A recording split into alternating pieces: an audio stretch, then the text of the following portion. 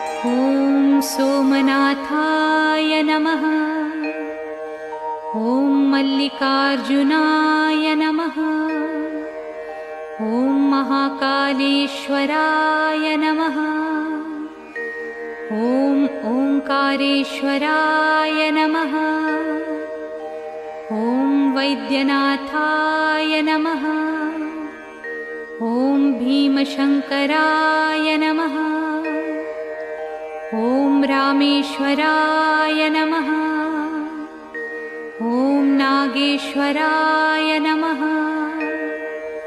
ॐ विश्वेश्वराय नमः।